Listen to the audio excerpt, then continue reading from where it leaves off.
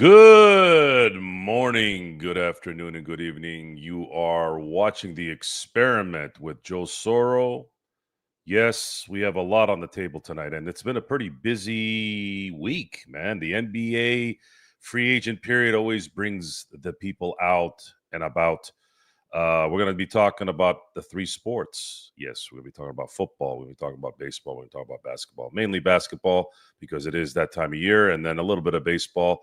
It's kind of the middle of the road of the baseball season, not as exciting for most. Exciting for us Dodger fans, though. So we'll be talking about the recent sweep by the LA Dodgers over the Chicago White Sox. I'll get into details on that. I'll also get a little bit more information on the Max Muncy injury in case some of you guys haven't found out about what's been going on there. And then we'll talk a little bit about TJ Watt in Pittsburgh. You guys all know, for those of you who are here for the first time, I am a Steeler fan, and we will be talking about the NFL and the Steelers in the upcoming season and the NBA season, which used to be the best part of the season in a lot of ways, will be, again, the primary tonight. But football is starting to come. Training camp's going to be starting here in a few weeks, and we're going to get into preseason stuff as well in August. And then, of course, college football, college basketball, NFL, all that stuff will start to kind of jumble into what we're doing here. The experiment is just that. I will talk about my favorite teams. It is spread out to the three major leagues, but we do talk about a lot of things here. I can throw in some NHL every now and then, although I do wish I could watch more of it, college basketball as well. But we will be talking about those main ones first, and then any questions that come about, please don't hesitate to ask any other questions as well. Lifestyle questions do happen to creep in here and there. You're welcome to do that. Again, the experiment is the experiment. This show continues to experiment on things, and that's what we're doing here. I could talk a little tennis, not as much as I was able to when Rafael Nadal and Federer and Yoko and the Joker were going head to head. But I am excited for the Joker. I'm a big fan of his. I was more of a Roger Federer guy back in the day, but I do like the Joker because, and this is, I think he's into the third round now. So congratulations to him. I think this is like the 22nd time that he's done that. Eddie, I don't have a favorite college football team, but I will tell you a story. So my family are big Michigan Wolverine fans. I was born in Royal Oak, Michigan. Almost all my cousins were born in Michigan or were born of my cousins who were from Michigan, so they adopted that fandom. We went to the Rose Bowl 2 years ago when Michigan faced Alabama, and this was unfortunately this was Nick Saban's last college football game, and was probably the second best sporting event I've been to, and it kind of went up to 1A a little bit, especially with the excitement of the game. But yeah, I was there supporting the fam. I'm a huge Nick Saban guy. It kind of killed me to see him lose there, because had he won that game and they were real close, he probably would have went out winning a championship, and that's the only bummer about that night. However, seeing my family happy, seeing my family a week later, or what was it? A week later, win the national championship. Again, family above anything else, and it was nice to see them do that. So Michigan, because I have family that are big supporters of the Wolverines, I tend to kind of roll with them as much as I can. But my favorite college anything in football was Nick Saban. So I wasn't an Alabama fan, but I just wanted Nick Saban to win just because he's my favorite coach of all time in any sport. Let's see. Intel Wild, your video box needs to be 30% larger. I don't know if I can edit that right now. Can I? Let's see. I'll do that next time, Intel. I like this because at some point the boys start to show up, and then I like my logos showing. And there's going to be more advertisements coming in here. So I'm still tinkering. Again, I'm still experimenting. I'm still experimenting. Should the Lakers prioritize a 3D wing or a point of attack quick guard defender? I think a defensive guard is more important to pair with Luka. Question is who? Yeah, we need both. They do need both. Who that's going to be? I think a lot of the reasons why they've been talking about Wiggins is because number one, he's available for not much in return for Miami, and he can do that. The problem is he's too much of a he's too flighty for me. That's why I don't like, and he's making too much money too. He's too flighty. He's too flighty for our own good. And I don't know if I want to throw.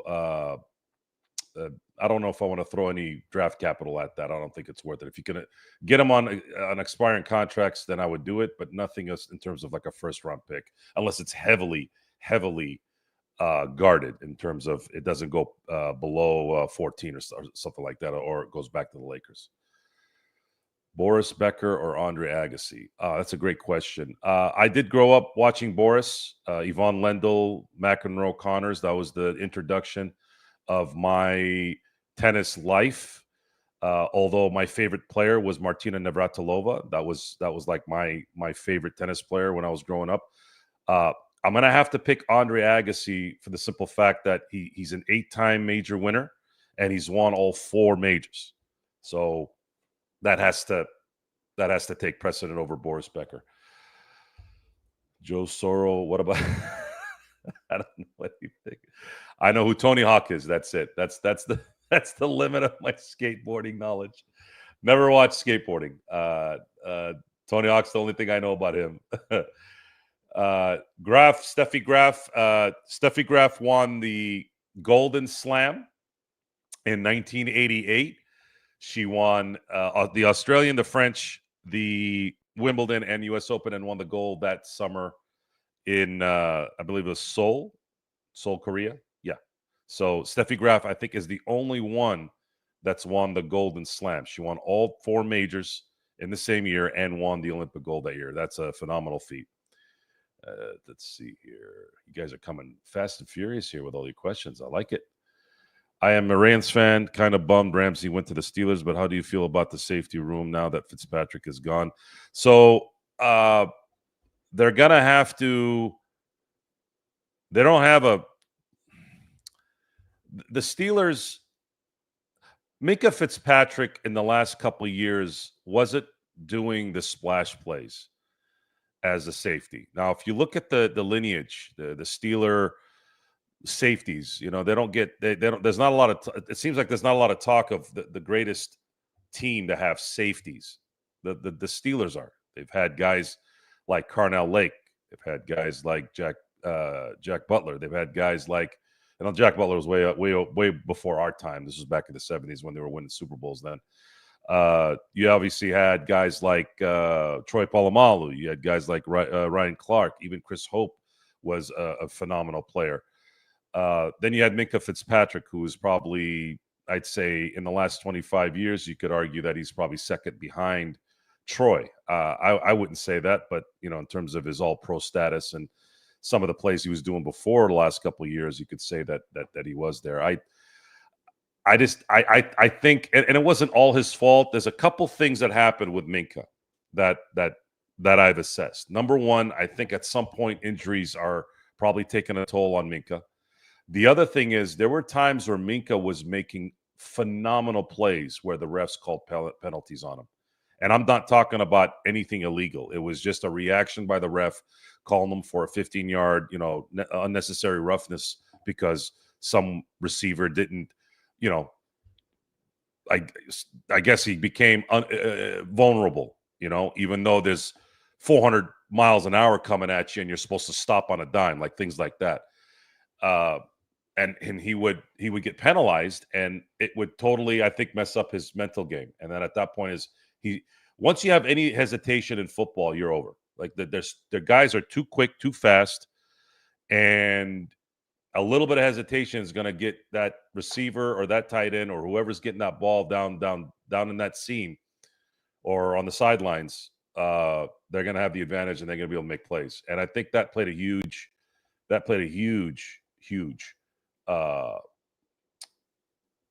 effect on Minka. But as far as Ramsey, I don't know if they're going to move him to safety. I think he's going to stay at corner. We got Slay, but I think both of them are a little bit above their time, their primes. But we're going to probably have the young guys kind of do their thing here. we're going to find that out here at training camp. I'll probably know more. Being out here on the West Coast, you don't really hear as much information before. I mean, I guess I can find it if I really want to, but you don't hear like the stuff that you would hear if you're in LA to hear about the Lakers and stuff like that. So um, I usually don't get into football season until just right about right now, and that's how it goes. But they have some guys that they just signed Deshaun Elliott to an extension. They're going to hope that he's going to be playing an integral part in making that safety position, that safety area better. Again, you have Slay and you have Ramsey probably going to be your bookends there. The offense with Aaron Rodgers, I think the most important thing with Aaron Rodgers is this offensive line has to keep him upright. If he's upright, I think he's got to be upright the entire season. If he's upright, then you're probably talking about someone who's probably going to be throwing 30 touchdown passes. I mean, he threw 26 touchdown passes last year. Wasn't a good year, but then again, he played for the Jets. It's never good to play for the Jets. Don't ever play for the Jets or the Browns. Two horrible franchises, right? Their rookie draft pick, Caleb Johnson, if he can come in and be an impact running back to where he can just take a little bit of pressure off of Rodgers, then that'll add obviously more of a benefit for him to be able to stand upright for a 17-game season as well as the playoffs. So, yeah, it's going to be interesting. I'm some of you've watched me. You've watched me do some Pittsburgh talk. I'm not a big fan of Mike Tomlin. I've watched every Mike Tomlin coached game since he's come in as a Steeler coach. And I was in support of trading Mike Tomlin for draft picks and hiring Ben Johnson. And it would have gone perfect in my view. Ben Johnson is the kind of coach that you want right now in this league. He's a offensive savant. He resurrected Jared Goff's career to the point where Jared Goff now is even better than when he was in LA when he was going to a Super Bowl.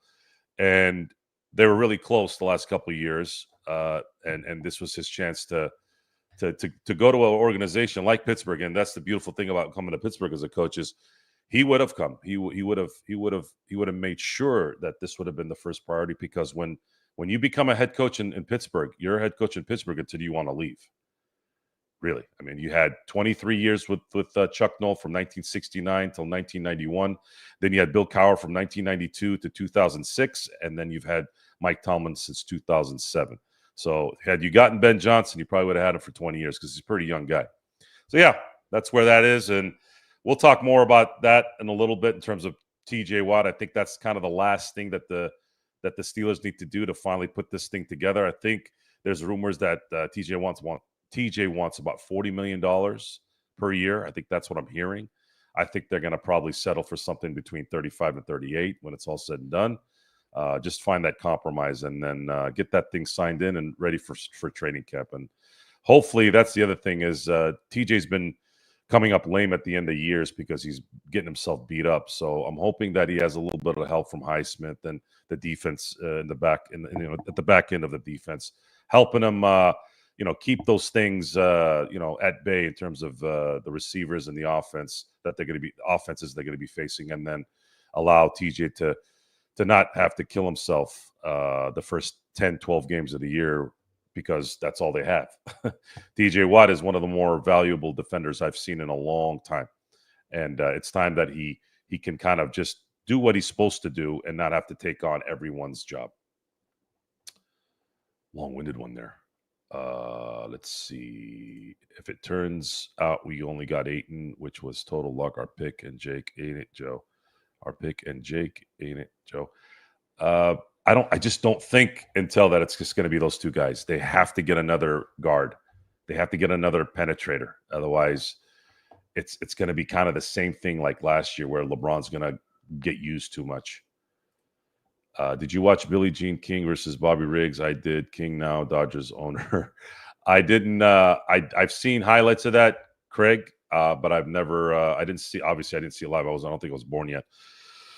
But I don't know enough about Bobby Riggs to wonder why Billie Jean won that match. But props to Billie Jean King, one of the big Dodger fans of our group, and it's nice to see. It's nice to see that she's been there with Mary Hart and that crew and the Rob Lowe's, because they're going to see something here in the next 9 years that I don't think we've ever seen when it came to the Dodgers, and that is a perennial dynasty.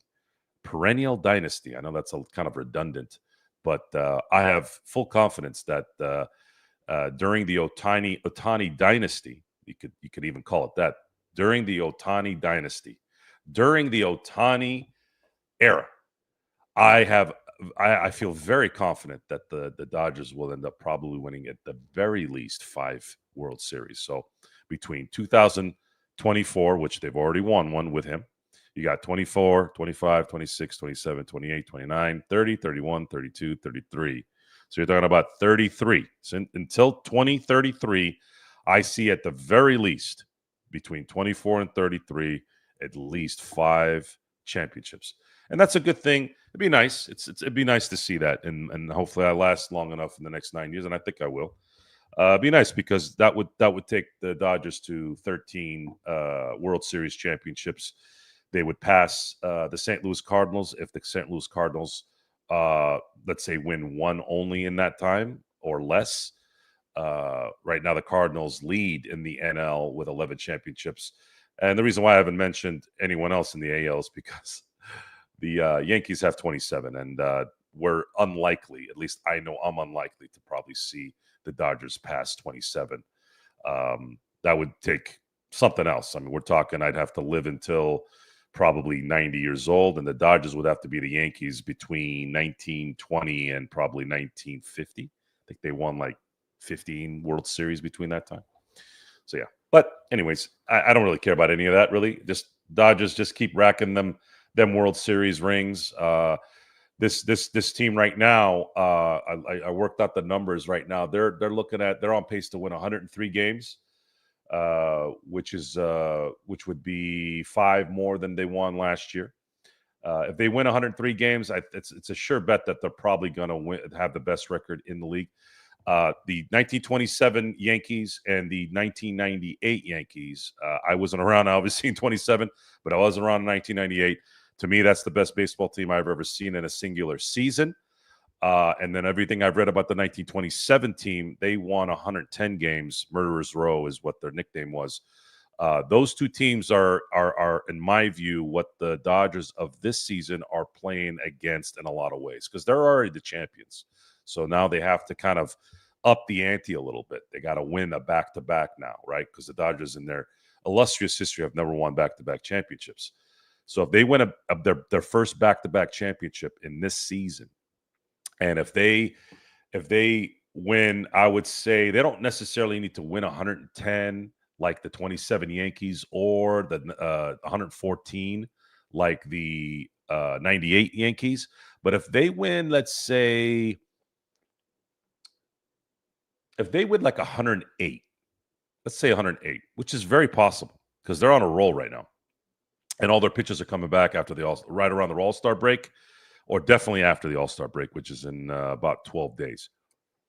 If they go and win, let's say 108 games, and then go 3-1, 4-1, 4-1 to finish the playoffs and a World Series, I have no doubt that this team would be at the very least the top 3 all-time next to those guys. And then you can probably pick and choose who you want and not really be wrong. Again, I don't really care about that, but it's just fun discussion. It's a fun discussion.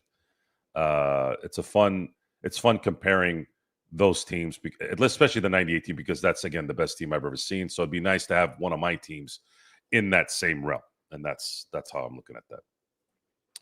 Thameless, until I agree. Let's hope they're not. I'm guessing Rob might leverage 1 or 2 of our expiring contracts, and that has to happen. Thameless, that has to happen.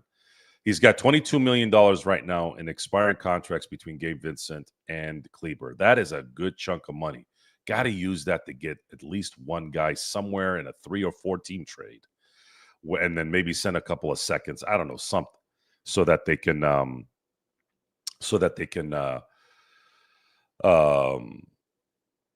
get just one more guy that can get to the basket, that can shoot, so that LeBron doesn't have to play more than 32 minutes a game.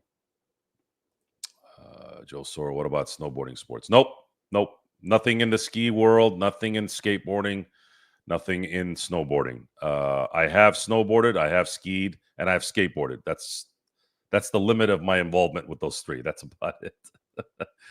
Dodgers won tonight and Carrot Top pitched fantastic. That's messed up intel. That's not nice. Come on, man.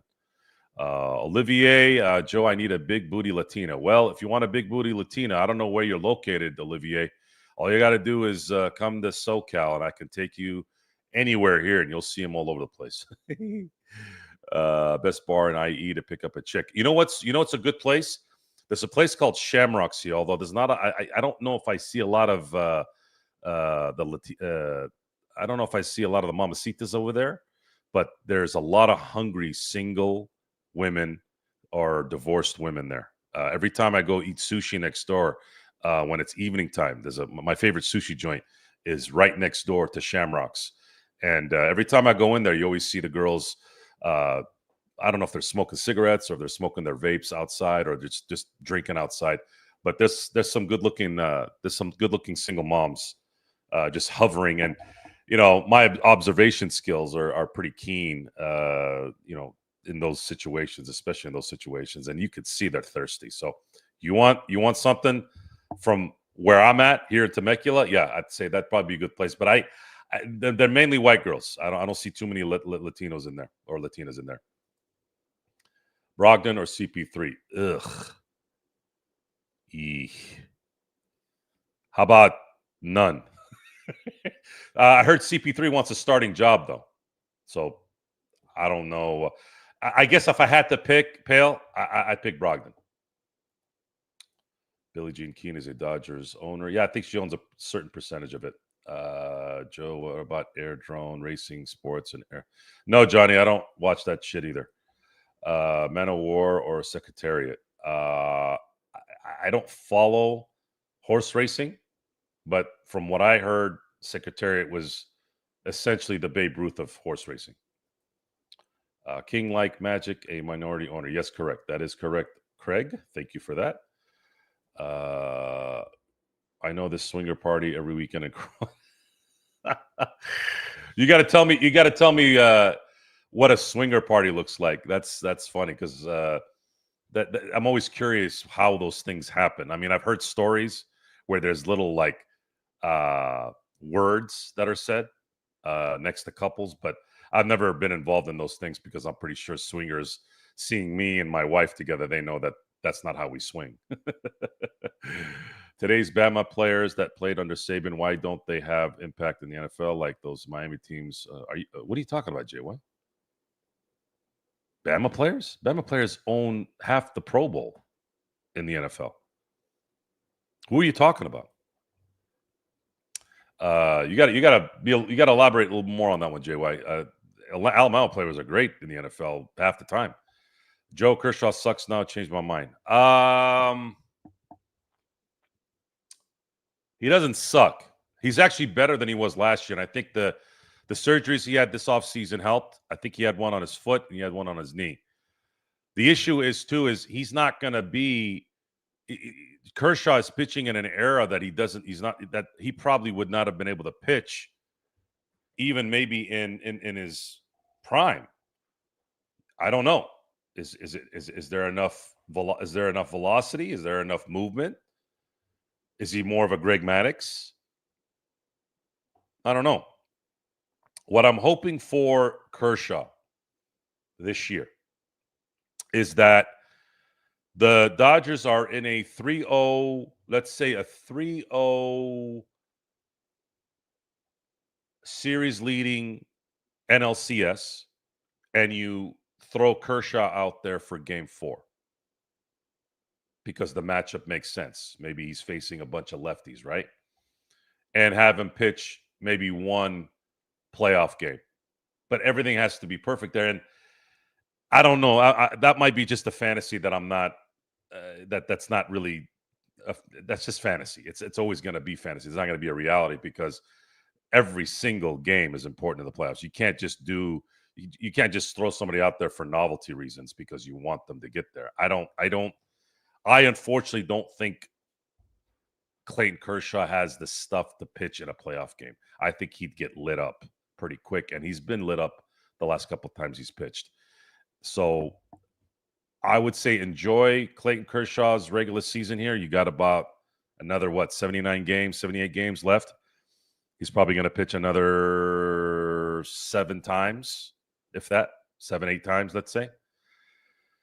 And what happens in the playoffs? Again, I can't see him pitching in anything of significance because I don't think there's just enough juice in his game. So that's where I stand on that. As far as him sucking compared to who he was in his prime, yes. But he loves being there. The boys love him. We all love him as Dodger fans. I just, for me, I just don't want to see he's an all-time great. And I never wanted to see him get to this. I don't like seeing all-time greats dwindle in the end. I like them to go a little bit earlier than they should. That's kind of my view on that. I'd rather have them go a little earlier than they should. Let's see here. Marvin Bagley or Chris Boucher? Chris. Unless you want to have some fun at training camp. So let's say they bring in Marvin Bagley Jr. and there's the narrative of how the Lakers have the top 3 picks of the 2018 draft. But I think Chris is Chris has a little bit more talent than Marvin. Marvin looks pretty spent, unfortunately, mentally. Let's see. Intel, it's because we're used to prime Kershaw. He's still a serviceable star, at least with my rose-colored glasses. That's true. If you ever come into California, SoCal, that's good. That's good. Hell yeah. What's up, Mark? How you doing, bud? Bloodhound, the Dodgers dodged a bullet with Mike Muncy, Angie Bruiser. Yeah, so let me get into that since we were going to open this discussion a little bit on the LA Dodger injury. So right now, the Dodgers, first of all, I didn't see the replay yesterday because I don't like seeing limbs being bent. This is something that happened years ago where I think it was the Daniel Pearl video, the journalist that got killed by the Al Qaeda people. I saw a snippet of that video at the beginning of it, and I absolutely got sick to my stomach. And I said, I am never watching anything that's real, that is of somebody getting killed or of some limb going south or while the guy's going north. I just made a pact to myself that I'm just not going to look at stuff like that. And the one thing that I've always not had a struggle with is any time of rolled ankle, because I've rolled my left ankle probably over 100 times in my lifetime. It's been that bad. I've stretched that ligament so much. It's just, I can't figure out how I don't have arthritis on it. I really don't. It feels great now, but I've rolled it so many times. And there was a time where I was rolling it almost every 3 months, just walking down a step. So it's just the Muncy thing. When I actually found out that it might be just a bone bruise, I'm like, well, was everybody exaggerating about how bad this thing was? So I finally saw the clip and I'm like, dude, his foot wasn't even planted. Yes, it sort of went a certain way where you're worried about it, but I go, his foot wasn't planted. If his foot was planted, that thing would have shredded his knee.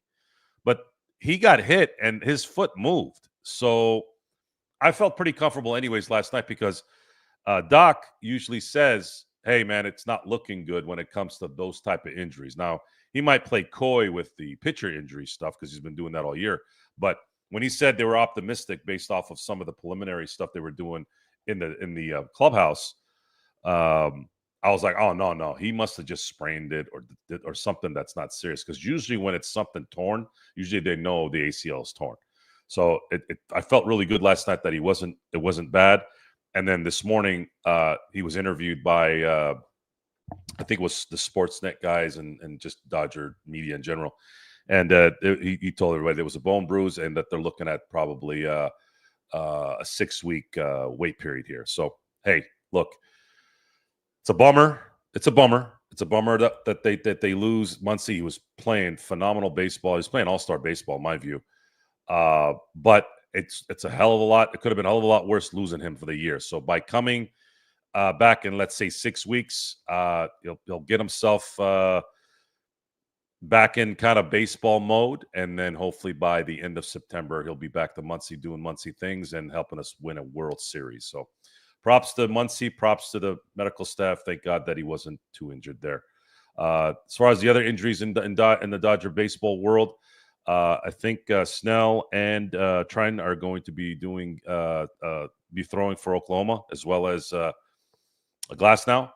And if everything goes well, it's looking like these guys may be back next week.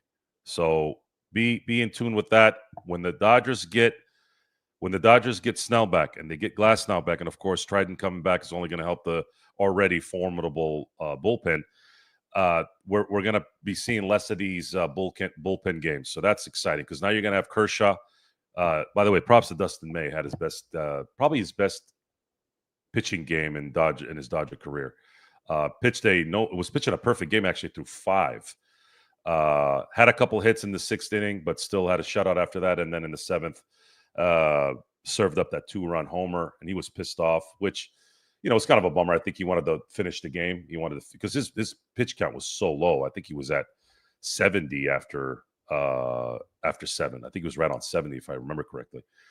He wanted to finish. I think he wanted to finish 9 innings there. So Dustin May's a little more emotional than most of the pitchers that the Dodgers have, other than maybe Vesia. I think Vesia is it's like a crazy rat in a shithouse, right? Shithouse rat is the term usually. Crazier than a shithouse rat. But Dustin May is very emotionally loud, and I think he really wanted to dominate the entire game, and he did. And then in the end, it's so hard. It's so hard to go through an entire 9 innings these days. These guys figure you out after the 3rd time around, and then this is the result of it. He got a couple runs scored on him. Doc came out there with a big smile, patted him on the back, and said, "Hey, man, it's okay. You pitched great. Got the win. Had a good game. Dodgers sweep the White Sox at home. Props to Mookie Betts also for finally getting out of his little funk. Hits a home run. Freddie Freeman. What can you say about Freddie Freeman? He had a little bit of a funk too for about 23 games. Now he's funky. Game-winning single last night. Had 2 doubles today and was this close to having a home run, except was robbed. That one actually bothered me. I was pissed off about that. I think I said a couple of F-bombs to my boys. But other than that, Dodgers played well tonight. And they'll hold the fort down for Muncie. I think Rojas is good at 3rd for the time being. If they need to, Kike can play 3rd. And I think you'll start seeing more of Hae-Sung Kim at 2nd and Edman at center. So we're in good shape. I think the Dodgers will be in good shape. Let's see. Muncie should be back by September. Gives him a month. I think he'll be back if it's the 6-week timeline. He'll be back mid-August. I think he should be back in his normal form by September, which is plenty of time to get ready for the playoffs. Joe is the Art Bell of Laker Nation. That's a good one. That's a good one. Big Red Machine of the 70s was harsh too, Joe. Yeah, see, the thing is, I do know a little history of that team. That team persevered too, because they had lost to Baltimore, I think, in 70. They lost to the A's, I think, in 73. And then they kind of broke through and then won in 75 and 76. So yeah. They definitely have an argument. And I would say this. I'm glad you brought that up, Thamus. I would say this. I would say that in terms of a back-to-back champion, that might resemble what the Dodgers are in 2024, 2025, should the Dodgers win this year. I'd say that would be almost a mirror of today's Big Red Machine, because the Dodgers had to get through some BS. Now, we know that they got screwed in those deals, right, in 17 and 18, but they had to go through those trials before they finally got to the back-to-back with, of course, the win in 2020. So, yeah, I would say if somebody says, no, Joe, the 27 Yankees, 98 Yankees are still 1-2, I'd be like, yeah, you got an argument there, especially 98. Those guys were phenomenal. They won 125 games. and they were beasts. They destroyed everybody in front of them. I think they only lost one playoff game that year too. And then of course the 27 Yankees. The beginning of my understanding baseball and the history of it. I've always heard about 27 Yankees, Murderers Row. How amazing that team was, and some say that's still the number one team ever. And if you want to say that those two are still the best, that's fine. And I'll take the comparison to the Big Red Machine of the 1975, 1976 teams. I think that's a hell of a compliment in my views. And in the end, it doesn't matter. I mean, you're talking about the Dodgers winning back-to-back championships for the first time. To me, as a Dodger fan, that's enough of an award. And it's already you also have the payment. You have the payment that you've paid back in so many ways. The Dodgers spent $1 billion on two players two off seasons ago, and if you end up winning two championships because of it, I mean, how validating is that?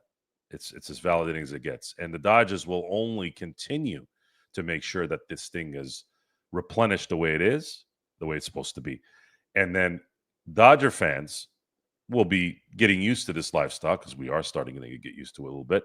And for you Laker fans who are observers of the Dodgers, maybe you're not a fan of the Dodgers, but maybe you're just observers being, by association in LA, you'll start to see even more and more why the Mark Walter Group is going to benefit the future of the LA Lakers, because they're going to be running the thing the same way.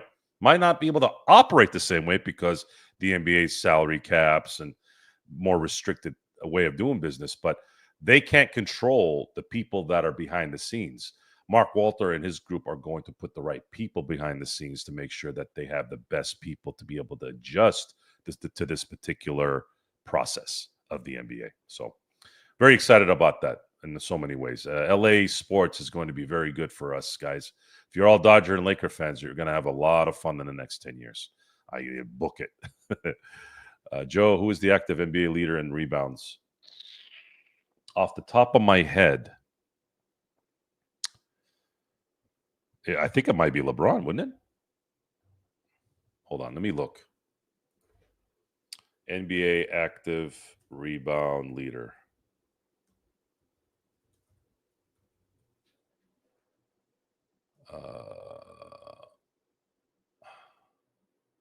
Yeah, it's LeBron. 11,731 as of right now. No, not Andre Drummond. No, it's LeBron James. That wasn't too hard because LeBron's been playing forever.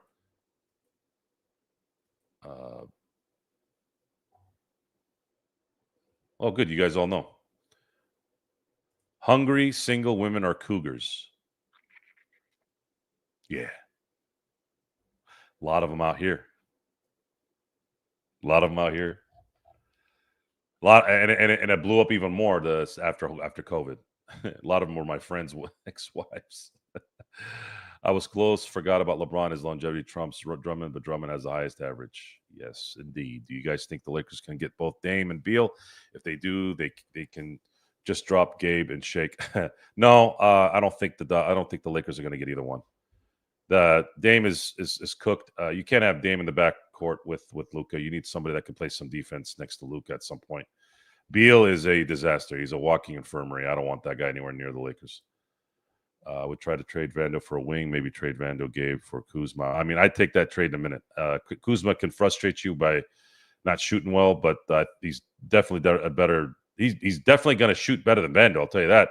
And he can play a little defense. So if Milwaukee wants to make that trade, please, I would love for it to happen, but I doubt it. Kershaw, greatest ever Dodger. No, Olivier, I'm sorry, I can't go that way. Kershaw unfortunately came up too short in the playoffs during his career. I'd say he's the Peyton Manning of the Dodgers. And Peyton Manning, there's some arguments of is Peyton Manning the greatest Indianapolis Colt of all time, or Baltimore / Indianapolis Colt player? Well, he certainly won 6 MVPs as a Colt. I guess there's an argument that he probably is, but I'm still kind of going towards Johnny Unitas. Johnny Unitas won 3 championships as the Baltimore Colt quarterback. And it's the same franchise. So if you want to really nitpick, okay, Baltimore Colt, it's Johnny Unitas, Indianapolis Colt, it's Peyton Manning. But it's the same organization. It's the same franchise. If I had to pick the best Colt, it's probably still Johnny Unitas because he was able to win more. But I love Peyton Manning too. You could pick either one. As far as Kershaw, I mean, Sandy Koufax is there. You have Ohtani now as a Dodger. He's likely going to be the best Dodger of all time. Man, Freddie Freeman is really making he might be the most delightful Dodger I've ever seen in my life. I mean, delightful is a nice word for a nice guy. I think that's why I said it. Absolutely, just every time that guy is at the plate, anytime he's doing anything, even when he doesn't do anything, I think he's amazing. Just because he does amazing things. So, I mean, he's quickly becoming probably my favorite Dodger of all time. I think Freddie is probably one more crazy run for a championship from being probably my favorite Dodger. Best Dodger of all time, knock on wood, if Ohtani plays another 9 years, wins 5 championships or so, 4 or 5 championships with the Dodgers, he's going to be the best Dodger of all time, and it actually won't even be close. Not Duke Snider, not Pee Wee Reese, not Jackie Robinson, not Gil Hodges, not anybody, not even Tommy Lasorda, man. Because I think if they end up winning 4 or 5 championships, I think Dave Roberts might eclipse Tommy. But Tommy, Tommy's my favorite Dodger now, which would be crazy to pick somebody else, right? Tommy's the Frank Sinatra of baseball to me. And it so happens that him and Frank Sinatra were boys too, right? So great question though, Olivier. You've had some really good comments here, so keep them coming, buddy. Well. Looks like I'm gonna have to bring on some more talent. So how you doing, Gerald? Did you get your little late night snack? No, I was just putting up the shows, Lakers Fast Break and Pop Culture Cosmos. That's what I was doing for our audio listeners out there on Spotify and Apple Podcasts. So I had to go ahead and do that. Where's Sean, man? Did Sean tune out because it's like 2 a.m. in the morning? It's 2:44 in the morning, I'd say. It's funny because, after we got off the air and after we were laughing at the joke that you said as we were going off the air, it's like, that was funny. Like, I'll see you there. He's like, okay, I'll see you there. Maybe it was maybe it was a good way to end the evening for him to go to bed. Maybe it was. Go to bed, right? Best shout out to Sean. I hope he had a good Canada Day the other day. So that's good. Everybody have a great 4th. Hard to catch you. Juan, it's good to have you here. I'm gonna probably have more shows as the NFL comes to fruition and the NBA free agency period of July continues, as well as baseball doing what it's doing. It's slowly it's slowly getting more momentum, so I can do more shows and have more time to do it. Of course, Joe, what player has twice as many career rebounds as the active player leader? That is Mr. Wilt Chamberlain.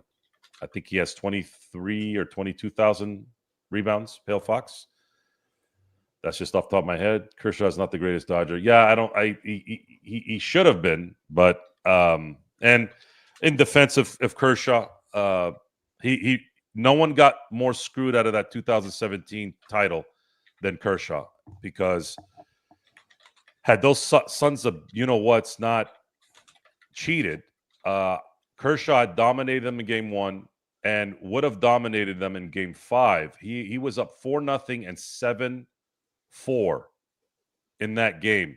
He threw 52 off-speed pitches in that game, and there was not one single whiff from Houston.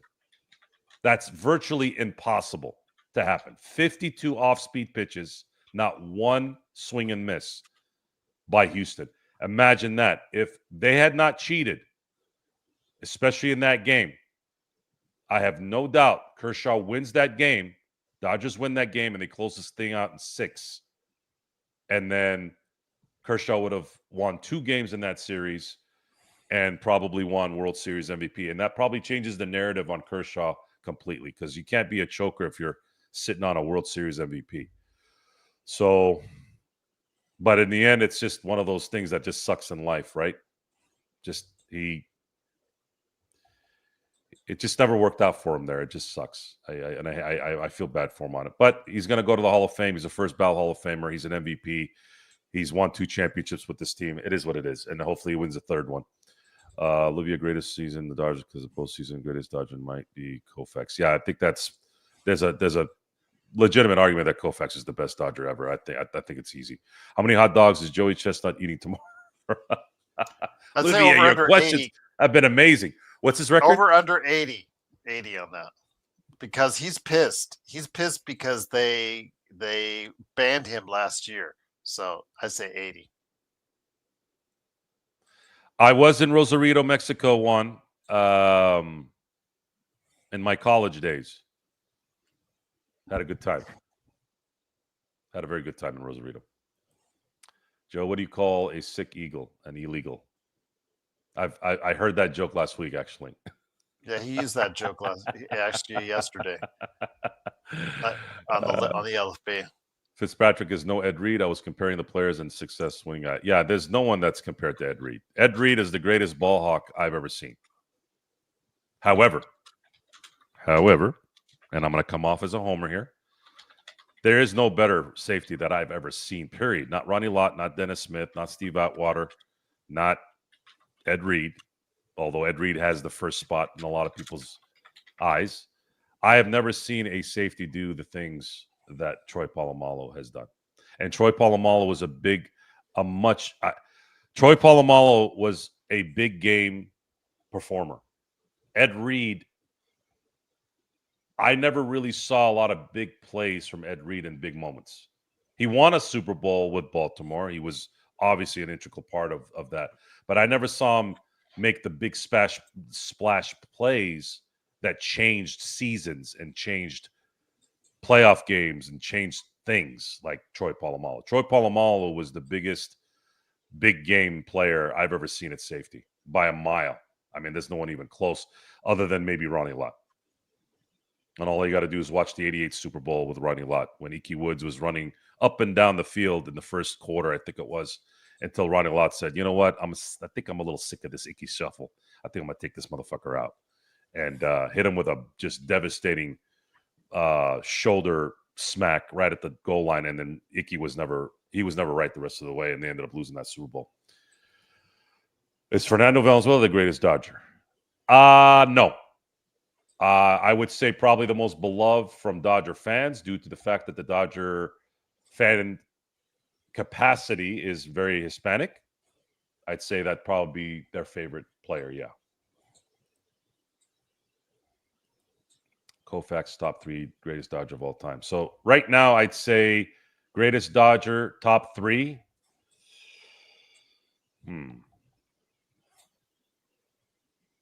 Top 3. I don't know. I can't go with anybody I haven't seen, right? But would you say Duke Snyder, Kershaw, and Koufax? I would put Jackie Robinson in there for me, but Duke Snyder, you can't go wrong with that. Duke Snyder, Koufax. Yeah, but you're right on Ohtani. I heard what you were saying on Ohtani. In 10 years, we could be saying Ohtani is the greatest of all time. I think Ohtani this year, in terms of an overall all-time player, if Ohtani goes into the playoffs this year and he pitches 5 innings, wins the game, and hits a home run to win a playoff game, and they win it all, like he just has to do that once in one of those games. And a playoff game is a playoff game. It doesn't matter if it's the first game or the final closer, right? Yep. If he does something like that at least once during this run and they win it all, I don't think you can argue anymore that he's the greatest player of all time. I just can't. I can't see how. Koufax 4 World Series wins. So Koufax won 4 World Series. That is probably the clincher when it comes to the one spot at the moment. I don't think you could argue that. Best pitcher of his era. Big game pitcher. and 4 World Series. I'd say Craig. I'd say Koufax is probably at the one spot at the moment, and that was the first name that popped in my head anyway. So usually you want to go with your instincts and things like that. I think you got to go with the instincts. If the Dodgers win, let's say Ohtani wins a Series MVP this year, and they go back to back, and then next year they go back to back, and he wins another one. Then he probably takes over the spot. Ohtani becomes the greatest Dodger, which is kind of I don't know, Joe. What do you think? 3 years as a Dodger, and he's the best Dodger after 3 years. Does that make sense? Or do we got to wait till he's like here for 7 or 8 years? I think Dan has it phrased well. Ohtani, barring any health issues, might end up being the greatest Dodger at the end of his career. I think he's on that trajectory, Joe, but it's barring health issues. But yeah, I think he's on his way. I can't put him there yet. Ahead of Duke Snyder, ahead of Koufax, ahead of Robinson, ahead of maybe 2 or 3 others. But I just can't put him there yet. But he is well on his way. I don't know, Mark. Mookie would have to have a renaissance career a little bit. Mookie, what did he sign? A 12-year contract? Was it a 12-year contract? It was 12 years. So he's in it. This is his 6th season. So he's halfway through his contract. But he's only. I mean, Xbox is only familiar with the modern. I don't think Mookie will be the greatest Dodger. No, I don't think he'll be the greatest Dodger. He spent too much of his career somewhere else. Even if he hadn't. Ohtani's on the same team. Ohtani is going to change everything. Yeah. Ohtani is going to change everything. We got to wait for that one. Let's see, or something you guys know. I don't know anything. You should know, Mark. You're around this, man. You got to find out somehow. Just hang out with us. Go with Koufax too. That K stands out more than the Ofax, Vince Scully. That's funny. Joe, what about soccer MLS? Now, if you want to say about anything relating to Dodgers, Joe, Vince Scully is the greatest Dodger. Yeah. But does that count? Being an announcer? Here's the thing. Vince Scully is the most famous Dodger. There's no doubt. Vince Scully transcended every era. Brooklyn, LA, old, middle, new. Vince Scully is the most famous Dodger. How would you relate that to Chick Hearn with the Lakers? Chick Hearn is the most famous Laker. Maybe. Because I'm factoring in 50 years for Chick. Reality says the most famous LA Lakers, it's a tie between Magic and Kobe, right? Uh-huh. So I don't know I don't know the answer to that. I'll be honest. If you're to put in everyone, I mean, you Chick Hearn, Vince Scully, I mean, but their careers span decades and decades. So I don't know, guys. I don't know who to pick on that one. I was sticking to the ball players, but Chick Hearn and Vince Scully are arguably 1 and 2, 1 and 1A, or 1 and 1 in terms of all-time play-by-play guys. They just happen to be Dodgers and Lakers, all in the same place. I mean, Jack Buck and all those guys, the Dick Enbergs. Who else can you compare? Harry Carey. Who is better than Chick and Vince Scully? I don't think there's ever been a better play-by-play guy than Vince Scully, and I don't think there's ever been a better play-by-play basketball guy than Chick Hearn. Marv Albert, Kevin Harlan have a huge play in that too, but are they Chick Hearn? I think Chick Hearn is the greatest basketball play-by-play guy ever. And don't ask him to pronounce. Just didn't ask him to pronounce foreign names. They were always a killer for him. I just don't. He created the language. Oh, He as far as created the listening on the basketball radio, language. absolutely. Yeah. Yeah, he could help you visualize if you're listening on radio, especially in the car. He would absolutely just he targeted from left to right. He would make sure people on the radio did not feel left out because that's often what happens with announcers that do things on, especially on the simulcast. Joe, is they often leave the radio or audio listeners out of it, and they get lost. Chick made sure never to do that. That's why he was so great. Yeah. He's the first. He's the first to create it. That means he's the Isaac. He's the Isaac Newton of Mhm. NBA or basketball. Now, the best storyteller ever is Vin Scully. Yeah. Storyteller, picture painter, but baseball and basketball are completely different sports. So I can't put those guys together. That's like comparing a quarterback to a defensive end who's the best football player. That doesn't make any sense to me. Chick Hearn is the Most, greatest basketball play-by-play man ever, and Vince Scully is the mhm. greatest baseball play-by-play man ever. Most iconic call ever. She is gone. I can't believe what I just saw. I know it's the same game, but I feel like that would hit home more than what Vince Scully said, at least for me.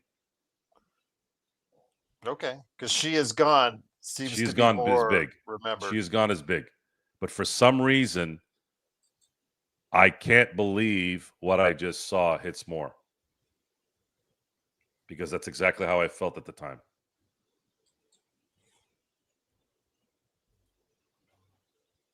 Who was the guy that said it? Was it I forgot what his name was. For what? Or do you believe in miracles? Yes. Al Michaels, 1980, Lake Placid. That probably takes that you yeah. You could probably say I'm really trying to think which one.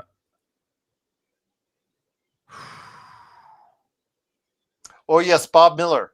Yes, he was great for the Kings. He's the best thing about the Kings for decades. Seriously, there's I know I'm missing one. Iconic calls. Well, Havlicek steals the ball. That's a big one. Oh, it was Jack Buck. Yeah, that was the call Jack Buck had. Yeah, I can't believe what I just saw. I can't believe what I just saw because that's what my dad and I felt. That's how we felt when we saw it. She is gone is amazing, but my dad and I, when we were watching it live, I that's what I could not. I related to. I can't believe what I just saw. We just saw Kirk Gibson hit a home run with one arm. And essentially won the World Series on that one at bat that he had in the World Series. Too many to call, Again, in the end, it's just too many to call. I think Jackie Robinson for Mexican Americans fans. That's the level of impact. No other Dodger transcended sports like Fernando. You can feel it impact in LA. Well, a lot of the impact. That brief period of time, Fernando Mania, yeah, it had taken over the city. Mexicans, when you're around a lot of Mexicans, I've been around Mexicans my entire life. They are extremely prideful of their people and their heritage. So when they saw someone that looked exactly like them, this wasn't someone who was a Chicano. This was a guy that was born in Mexico, looked every bit Mexican, like everybody that they probably grew up with. They and acted like they acted, and then performed like a superhero. Yeah, there was a pride in that from what I remember. And I watched that June 29th, 1990. I remember that game vividly as a 12-year-old. One of the few things I remember when I was 12 of that no-hitter. And it was a beautiful way to add to that legacy as a Dodger with Fernando. And he understood it. He understood how much how he held up his people, and he played a I mean, absolutely monumental impact, if not the biggest impact of the last 50 years in LA. He brought a fan base that has never left. Half that stadium, no, 60 to 65% of that stadium is Hispanic. And I think half of those guys is because of Fernando. The kids that are watching now, their parents and their grandparents were watching Fernando. And they were the ones going nuts in the 80s. So, impact wise, I don't know, Gerald. What do you think? Jackie Robinson or Fernando in LA? Well, Jackie Robinson is more of a nationwide Right? cultural. I agree. If you want to centralize it to the Los Angeles area, then you would have to say Fernando. But the wide-reaching, long-lasting implications, by far and away, is Jackie Robinson, because Fernando Mania was only a brief period in time, Joe, in Los Angeles history. I was there for it. I lived through it. I was living in Southern California for it. But I knew before Fernando Mania and was taught in school about the achievements of Jackie Robinson, and Jackie Robinson to this day. I mean, even with the new administration coming in there, whatever your opinions on him, when they, talked about what the was it the painting, the portrait, whatnot in the Pentagon, they took it down. Whatever, there was a country. Even to this day, Jackie Robinson still has an impact on the country, whether you agree with how it's been dealt with over the years and decades, what have you. His legacy continues to live on even to this day, and how great of an achievement what he did back then and what he had to go through to do it. Yeah, I do believe it was more national impact, local impact. There's no doubt that Fernando is Oh, it was huge, Joe. because Fernando Mania was huge. it was huge and it never stopped. But it's drifted away a little bit, Joe. Especially, it was brought back when he passed away. Fernando passed away. Not in what you think. I'm not talking about that Fernando was like they needed Fernando to be the mascot year in and year out. The Hispanic culture, the Hispanic fan base is there because of, like I said, the parents and the grandparents from the 80s. It trickled down to from the next generation to the next generation because of Fernando. Now, the guys that are there now might not think about Fernando, but their grandparents were there because of Fernando, and then it came down to that. There's no other way. I mean, I know there's a lot of Hispanics in Mexico. I'm sorry, in LA already, but I mean, the LA Lakers. When you go to the LA Laker games, it's not as many Hispanics. You see what I'm saying? When you go to a USC game, it's not as many.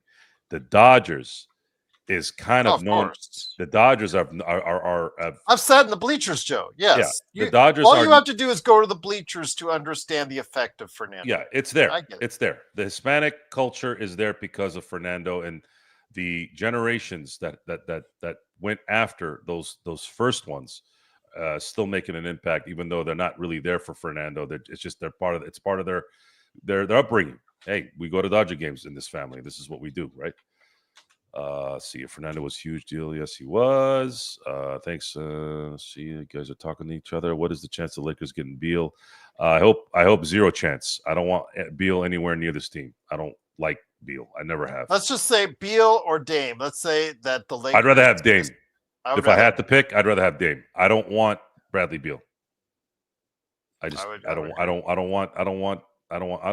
want either one, but I don't want Bradley Beal especially. 8-0 record with 5 shutouts to start the season. Led the league in innings, strikeouts, complete games, shutouts, and won the Cy Young rookie year. Oh, and then he won the World Series. No big.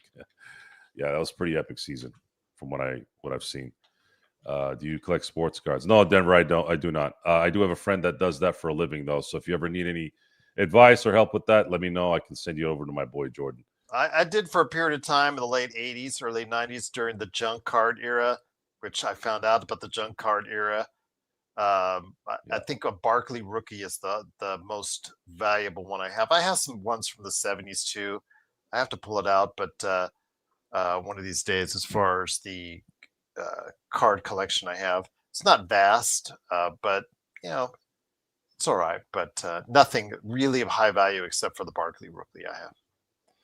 Yeah, I got all those tops and Donruses of the late '80s. They're useless. Now, if Wembanyama hits my ticket, I'm maybe the only one on the planet that has his ticket to his first game here in the States. That may be worth something.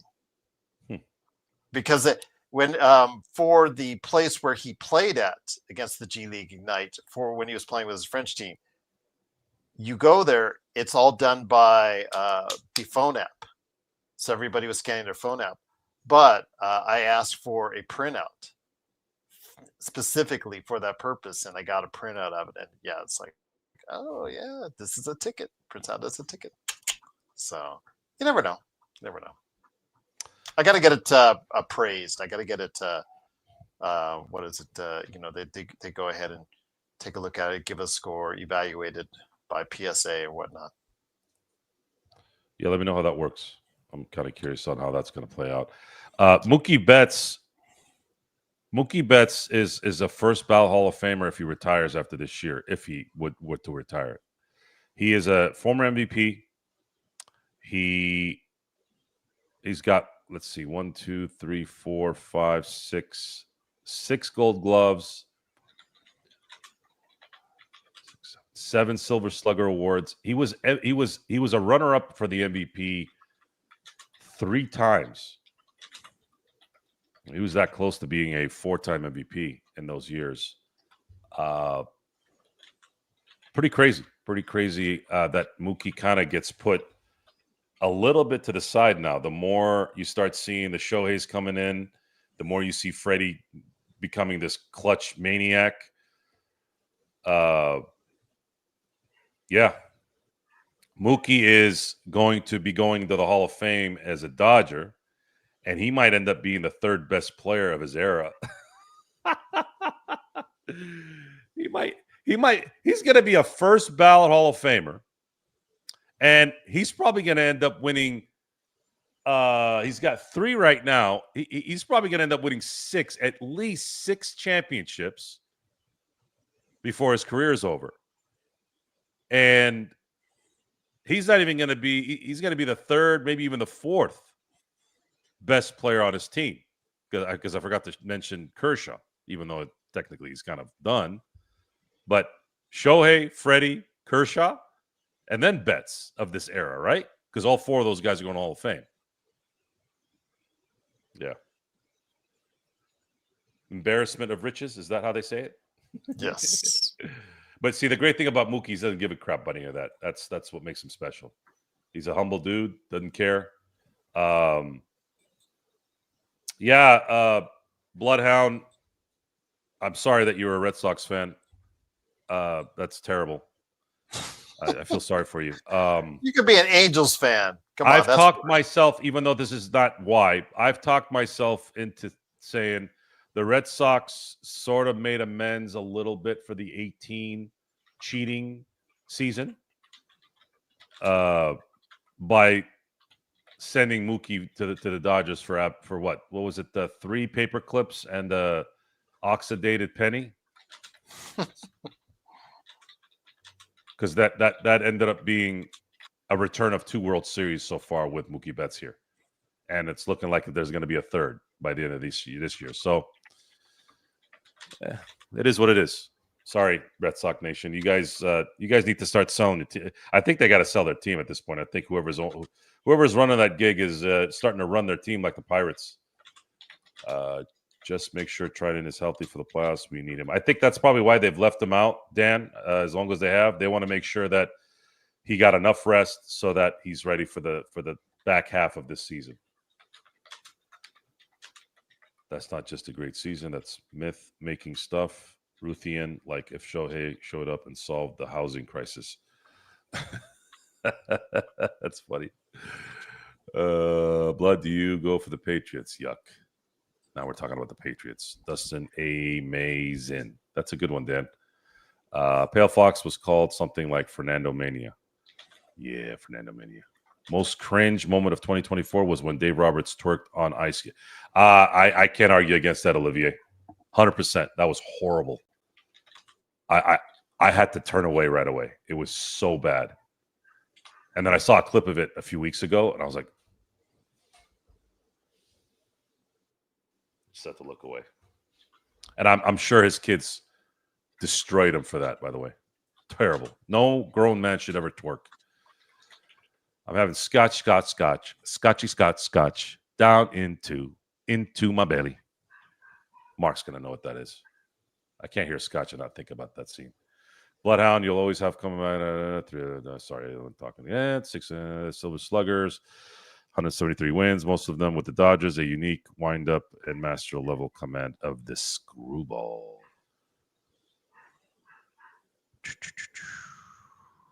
Mr. Fernando Valenzuela. Why are MLS fans pure LGBTQ community people? Are they? Gerald? Do you follow soccer? Olivia is asking why MLS fans are. No, they're not. I figured that was kind of a joke. Yeah, he's been trolling you all in all chat. Just to let you know. Oh yeah, Olivia, yes. you fucking and with me? Now Joe Poro's getting involved, okay, but great. Joe Poro does that every now. He right. goes through times periods. Poro does where he asks legitimate questions. Wait, we got Cox Sporo now here. Yeah, but this was about a half hour ago. Man. What's the biggest dong you've ever seen, Gerald? Mine. I don't know. Not going to answer that question. What the fuck was Roberts thinking twerking on cue? Even if I think it is singing today was a good day. It's funny. 27 Yankees will always be the team, and I hate the Yankees. See, I wasn't there though. We weren't there. We weren't there. I don't know. Maybe. No. Thank you for your whatever. What up, Joe Poro? Okay, so Cox Sporo's here. Who's better, Reeves or Cam Johnson? Who cares? Joe, what's the biggest D you've ever seen on a guy in a locker room? I don't change in locker rooms. I'm a grown-ass 47-year-old man. Sorry. Ric Flair will probably still tell you it's his. Johnny U to Johnny Mackey. Yes, Johnny Mackey was arguably one of the best tight ends of all time. Joe, our expirings, Gabe, Kleber, and Rui, plus the first. Go get us an all-star, include Reeves. Yes, if that presents itself, I do like that Gabe, Kleber, Rui deal. I want to keep Reeves because I think he's a better player than Rui with this team. But you need to bring in someone that's a bona fide improvement from Rui and Reeves in that trade. I don't know who that is. And it definitely ain't Wiggins in Miami. Gerald's brother. Okay, Gerald got his chocolate milk in. I don't know what that means. Joe, favorite college football team? I don't have a favorite college football team. Aaron, what's up, bud? Good to see you. Man, these guys sent me this message a half hour ago. Am I that behind? Earlier today. Unitas over Miami for the Dodgers. One that flies under the radar is Oral Hershiser. Oral had a good few years. He had a great 88 season. He went 23-8 that year in the regular season and absolutely murdered in the playoffs. Probably, in my lifetime, the greatest run by a pitcher in a year. But he didn't do that for an entire decade with the Dodgers. Or at least a little here and there. Joe might had to pay whatever. I think Reeves has a case. First 3 innings of Game 5, Kershaw cruised on a 4-0 lead. See, Aaron's going to come with the encyclopedia. I don't even have to think about it. Thanks, Aaron. Kershaw in his first whole season might have been close, very close. I just wish he had better success in the playoffs. Kershaw is the best pitcher statistically. Koufax the best peak. Robinson broke the color barrier as a Brooklyn Dodger, but Fernando, he's the soul of the LA Dodgers. That is a beautiful way to put it, pal. Thank you so much for that. Podfather, I'm coming to Vegas next month. I'd like to shake your hand, sir. I'd love to see Intel. I told him reach out to me on the email. I'm in Irvine, California. Joe, come see me, honored. Poppy. It would be my honor. I ain't gonna come see anything with you, bud. Sorry, no, thank you. Stay the hell away from me. Lasorda, I don't do dongs, dude. That's not my gig. Sorry, it never will be. Lasorda is the true Dodgers mascot, even in the afterlife. 100% agree with that, Aaron. He's the greatest ambassador of the Dodgers. Is Tommy Lasorda. He's the reason the stands were full with generations of families. He's the reason kids with last names ending in EZ started dreaming of the mound. 100% agree with that, Bill. Jackie played in Brooklyn, Drysdale, Colfax, Bridge to Coast. But what are you a poet now, Pale? You should, what is this? A haiku?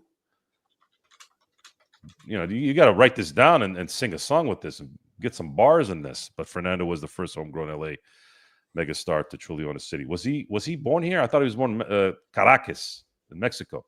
I believe so. I think he was born Fernando in Mexico. Venezuela. Hold on. I'm sorry, he wasn't born in Caracas. He was born in Navajo. I don't know if I can pronounce it right. Navajo. It's the 5th largest city in northern Mexico. Northern Mexican state. Yeah. Yes, not a Chicano. He was born in Mexico. Okay. No Dodger before since ever caused the type of frenzy Fernando did. Not even Kershaw had his face on more bumper stickers than what? Joe, what are you doing for the 4th of July? I'm hanging out with the fam and barbecuing at my house and swimming. Joe, why can't we send super chats? Because I don't have enough people on here yet, guys. Go ahead and tell all your friends to subscribe, like, and click the notification button so we can grow. Let me see how many subs we've had since I've joined tonight. Hold on. Right now, I have 123 subs. I think I was at 117 earlier today. So we went up 6. All right. Okay. So gooning, that's disgusting. Yeah, I just found out what gooning was. Last week. Do you know what gooning is, Gerald? Yes, I have heard that. I did not know what gooning was. I did not know what it was. And I remember there was a guy that said it, and I said, "What's gooning?" And then he goes, "Google it." I said, "I ain't Googling shit, because if I Google that shit and then I croak and then they're checking out my history, they're going to think I'm some kind of weirdo." Well, now that it's been mentioned on the air, you can look at it because it referenced and they got a timestamp. Well, I know what it is now. And the guy told me on the post, right? It was public. So I got backing now. So if somebody comes out and looks at my stuff, they're like, "Oh, he didn't know what it was." And he was asking. I've never clicked on OnlyFans, the site. Remember that? What was that Ashley Madison thing? That was like the OG OnlyFans at the time. All those sites, I never click on them because I'm paranoid about what I just told you. If I end up now, I know I can go and destroy it or delete it, but I've heard stories where that shit don't go away. So be careful, guys. If you've got a reputation, I got children, I got a family here. I can't croak and then have them think that I was some weirdo on the internet. I'll have to give the eulogy, everyone, and I'll say Joe's a good man, a family man. Yeah, right. Madison man. What was he doing? What was he doing? Googling gooning. A good man. And what was he doing on the internet? Gooning. Here lies Joe, an Ashley Madison fan. Here lies Joe, the goon. Yes. Dying with his what in his hand. There you go. That's a terrible way to die. Fernando's the people's goat. I agree. Thoughts? That's your barrier. I know Intel wanted to drop you a dime, and I let Intel know what your barometer is according to YouTube. It's 1,000 subscribers, 4,000 watch hours. Good. No, he's not, but he's a Dodger. That's good. Can Ohtani be the greatest Dodger without winning World Series MVP?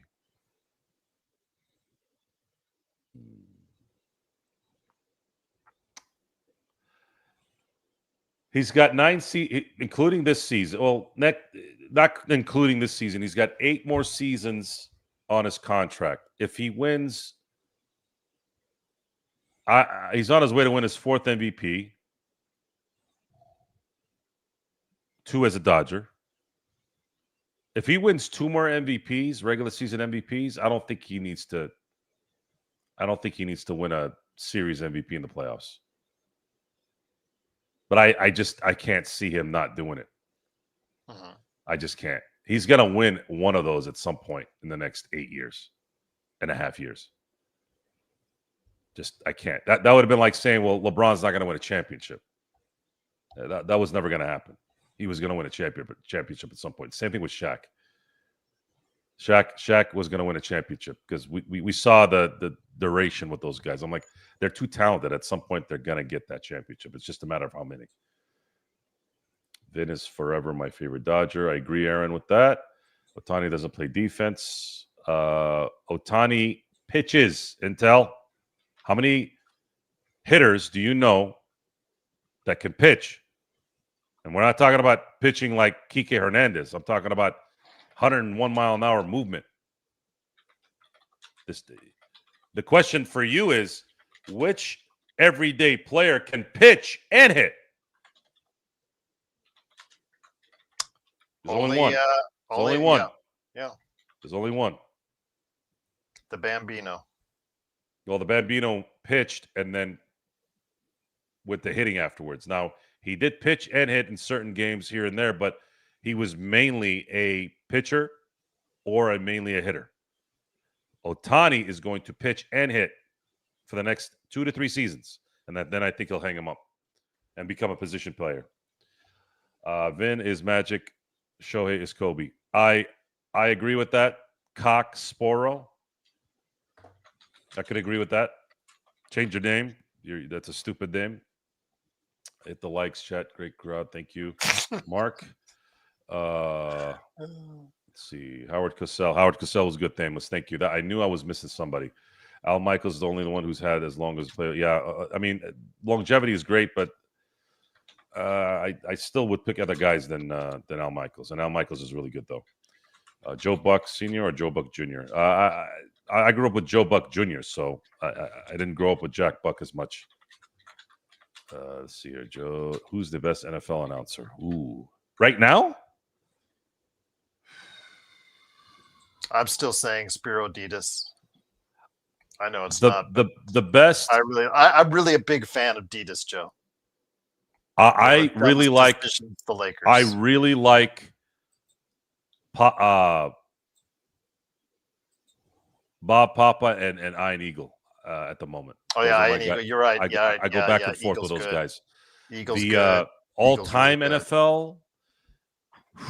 My God.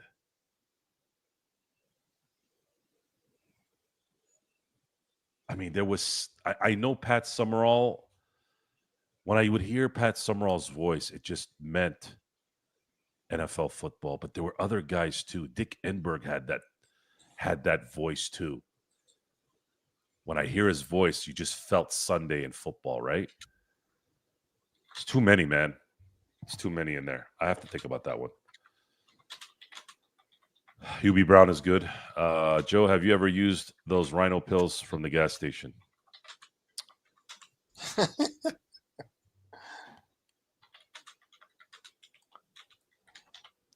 The LA hockey guy was great too, but not Chicken Vin. Portland can be put. Portland could put the champagne away and get the bottled water because that's all they're going to drink on their way home. That's a pretty damn good call. That should be in one of the greatest calls, by the way. Dick Enberg and Bob Miller also great in their own right. Yeah, Bob Miller was really good. Chavez Jr. in the ring had a rabid fan base. Oh, good one, Aaron. Good one. His son just got deported. Did you hear that, Gerald? Yeah, I think he mentioned. Did he say Chavez Jr. or Senior in the chat? He's talking about senior. He's talking about senior. Yeah. So Julio Cesar Chavez was, in my view, the best. He's probably the best ever in terms of the welterweights. Really? Yeah. Julio Cesar Chavez, I think he was undefeated through 87 fights. 87-0. He was 87-0 at one point. Ohtani hasn't played defense in the last 3 years, and we are calling him the GOAT. Yes, Intel, he's the GOAT because he pitches. How many times I got to keep telling you this? Ohtani is not a GOAT. He's just like Luka, horrible on defense. No, Denver, he's not. He's a pitcher and a hitter. How many pitchers and hitters are there? Wake up. Shakira or J-Lo? So you would put Chavez ahead of the Sugar Rays, both Leonard and Robinson. I think Sugar Ray and the Hearns and those guys were they were in the 160s. Oh, that was a great era, by the way. Yeah. I was a kid when I got to watch that, but yeah, that was such a great era. Yeah, those are the middleweights. I'm talking about the welterweights. Julio was. I think they're classified as a welterweight. I don't think Hearns fought at 147. At least not when he was at his best. Okay, I can bet. Yeah, that's a different. Those are different. Way different body types. Okay. Yeah. Shakira or J-Lo? I that's a tough one. I think Shakira would be the one to marry, and J-Lo would be the one to handle business with. Joe, thoughts on U.S. versus Mexico in a Gold Cup final on Sunday? My allegiance is to the United States, so I'll be cheering for the United States. And stop asking me stupid questions too. Ask these questions. Don't ask the other stupid questions. I'm eating crackers while you get to all my art. I'm eating refried beans over here. You eat crackers and refried beans. What is this? Get some real food. Put up Jackie Robinson stats. No Beal. Let's see here. Where are we? We are talking baseball stats, Gerald, not facts, feelings. Intel must be. This goes back to our Jackie Robinson discussion. Intel must be drunk tonight because he's got a little bit of an attitude tonight. Usually he doesn't have that. No, he's cool. It was all good. It was all good because I have a rookie Luka card that goes for over $7 million. I collect.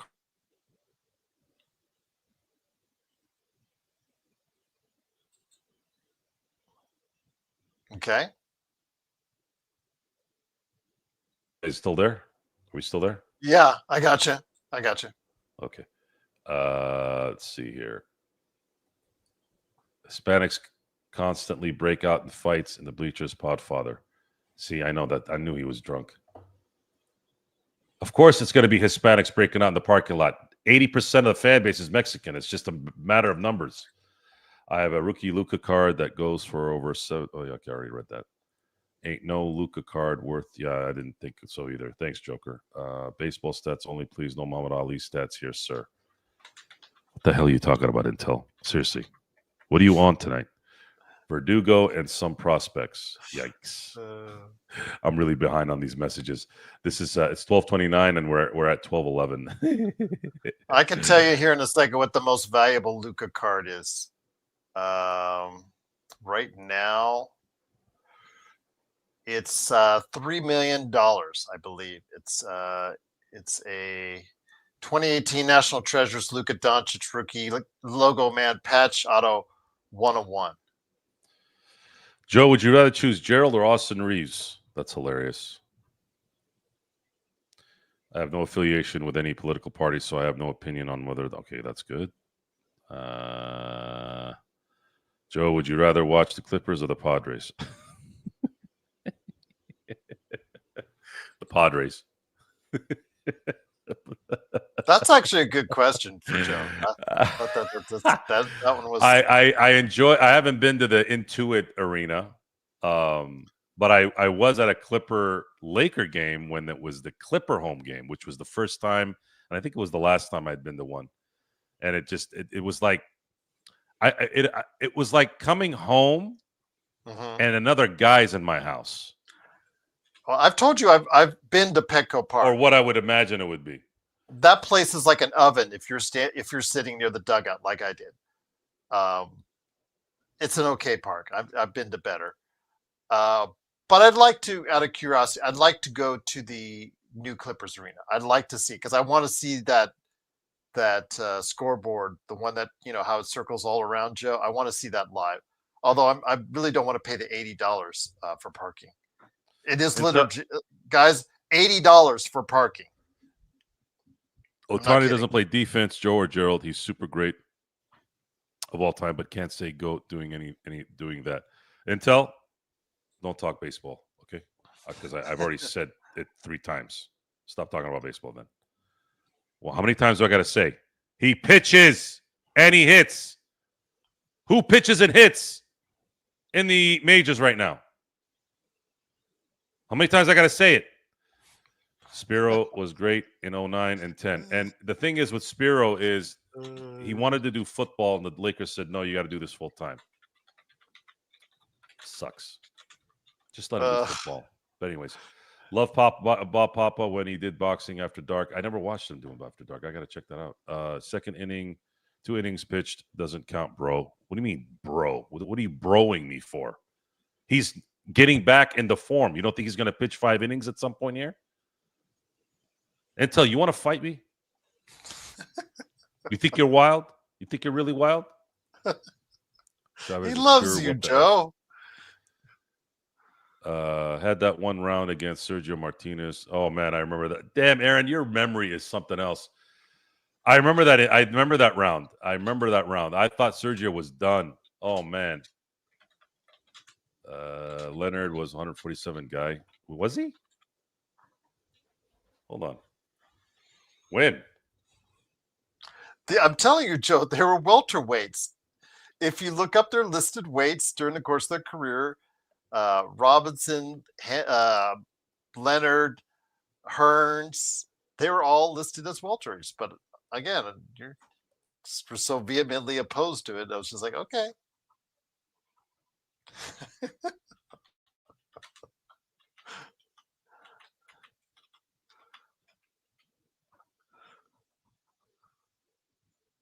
I know, Drip. That's right. You do have to sell your soul. So, interesting. I got you back. Okay.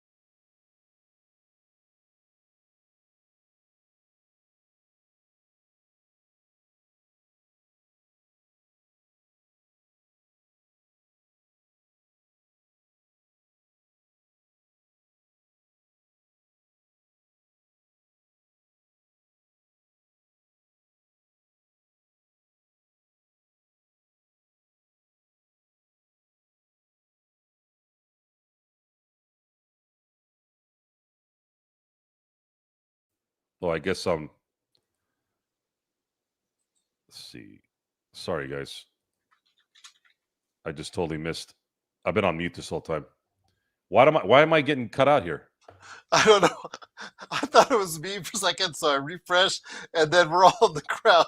We're watching you because I have another tab on. We're watching it. Like, okay, let me go back to what I was saying. Okay, let me go back to what I was saying. You have to go back 5 minutes, Joe, because I think no. Yeah. Okay, here minute. I'll go back. Hold on. I'll go back. Sorry, guys. Let's see. They had some questions for you in the chat. No, I know. I'm going through them again. So Derek Fisher Reeves, that's a dumb question, Carter. Come on, Derek Fisher. Legend or Robert Ory. Seriously, dude? Robert Ory or Rui? Robert Ory, what do you think? Hagler was the true middle with Drew. Yes, that's true. Joe, thoughts on Indian people and Asian people? Good food. Joe, thoughts on height surgery? Stupid. Trump or Kamala? I'd rather drink battery acid than do anything with Kamala. Joe, thoughts on hair transplants? If it looks real, go ahead and do it. Thoughts on Liver King? Waste of space. Thoughts on creatine? I've used it before. I got a lot of cramps from it. Didn't like it, but I know it helps build muscle. Joe, thoughts on World War II? We won. That's all that matters. Joe, thoughts on fat women? If she's got a pretty face, and your definition of fat women is a little bit of big boned, where there's, you can play ball. You trolls are cracking me up. Thoughts on Rey Mysterio? The best 5'3", 5'4" wrestler of all time, or luchador. I don't think anyone's going to argue with that on that. I can't wait until it gets to these. You have to sell your soul to Microsoft to get in the Clippers arena. That's funny. Soon, I hope, Gerald. Okay, that's good. That's good. Joe, look up Vernon Forrest versus Carlos Baldomir for a good fight. Bob Papa called that. Okay, I'll definitely look at that, Aaron. Thank you for giving me the info on that one. It's also one of the funniest fights. Joe, thoughts on McDonald's versus Taco Bell debate? I would rather starve to death than eat Taco Bell. And McDonald's, as long as the hot mustard sauce is available, I'll eat the nuggets and the fries, and that's it. There's nothing else I eat at McDonald's. I'll have the McRib once a year. After you scan your face, Microsoft owns your AI version. Screw that. You're not gonna own shit. Can't hear. Muted. I think his mic is off. Turn your sound on. Yeah, his mic is definitely off. I thought it was me. I'm waiting to get back on. I'm going to take him. It's going to take him 10 minutes to see he is muted. LOL. He's on. Never mind. Go all the way back down, which I did. Go all the way back and reread them, Joe, which I did. Read the comments you did. Joe, sorry, would you do a live stream open panel like StreamYard or Playback TV or Eve Mux on your YouTube channel to see your viewers' face on camera? I mean, I yeah, as long as it's not your face. Carter Bryant, good food. Ray is one of my favorites ever. What's your favorite Rob Pelinka moment? My favorite Rob Pelinka moment is when Joe had Rob Pelinka for Halloween. He was Rob Pelinka for Halloween. Yeah, I was. He had a mask and everything. Yeah. The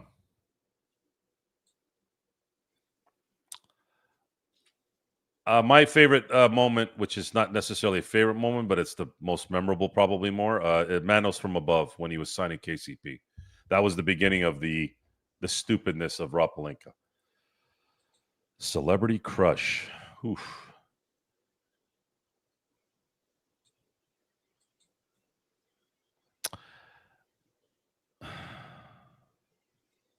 Right now, Jessica Chastain. Something about her lately. Jessica Chastain, I think. Would you rather kiss an alligator or a donkey? I can't believe the questions you get on this show. These trolls, they're good. Favorite Kobe buzzer beater?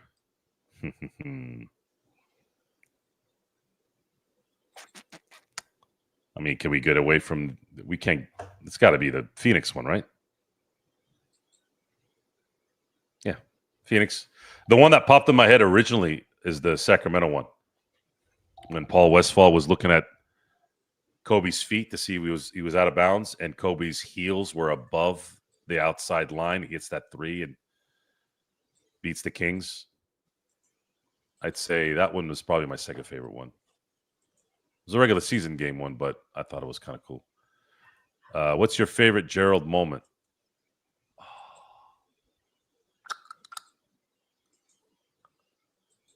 Damn. What was the favorite moment?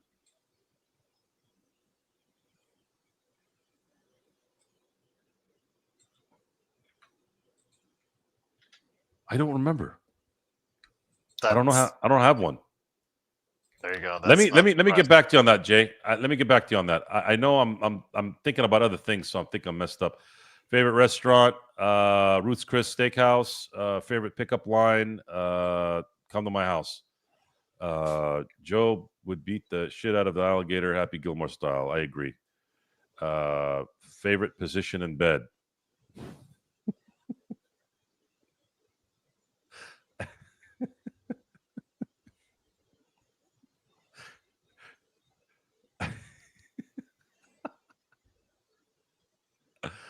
No comment. This is supposed to be somewhat of a decent show. Maybe some. Forget about that. The Andrew Freeman of the NBA, Presti, in Oklahoma. Tell us about the origin story of you and Gerald and Magic Man. Gerald came on to the Lakers Ball message board fan forum and asked if anybody in there would come and do a show with him, and the rest is history. Magic was on there already. Yeah, he was Magic was affiliated with the Lakerholics at that time. Yeah. Joe, would you get strap on pegged by a hot buff woman with no woodpecker?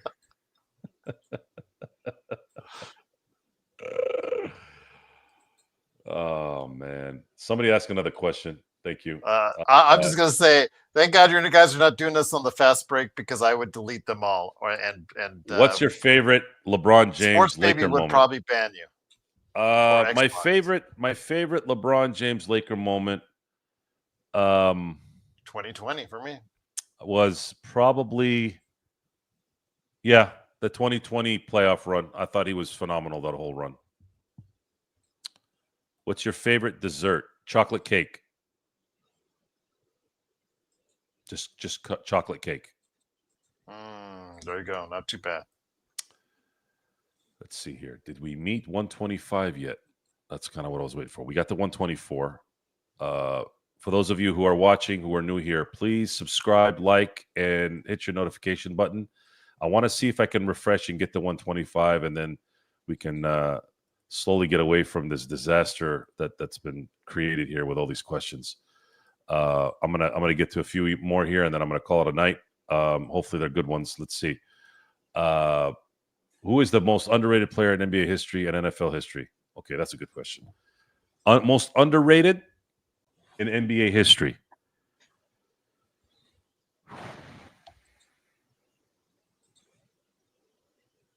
I'm going to just say the ones of the last 33, 34 years that I've been watching. I think the most underrated basketball player is probably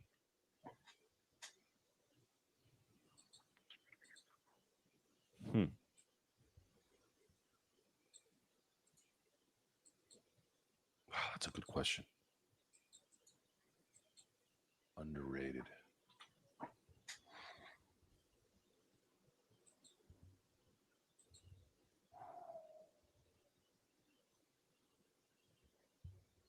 Damn, I'm stumped on that one. No, Tony Parker's not underrated. He's rated. Damn.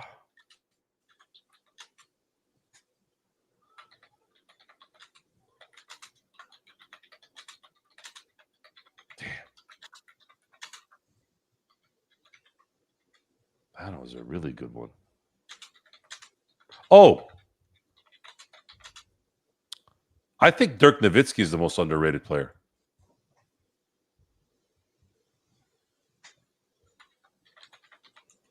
I think he was greater than I think he's been touted. Maybe if he had won in 06 and won 2 championships, I think that would have taken him out of that. But I don't think people realize how good Dirk was and what a good guy he was and what a good teammate he was. And it was if the Lakers are going to lose to anybody in 11, I think that was in terms of support, I think that was the right way to go. Sidney Moncrief wasn't. I think Sidney Moncrief was as good as he was supposed to be. I don't know if he was underrated. You could look at guys like Alex English were underrated. I think you look at somebody like that, he was phenomenal. The 80s underrated. Pau Gasol, you could say Pau Gasol was a little underrated, but I don't know. I think winning 2 championships, I think, made him rated. But those are good questions.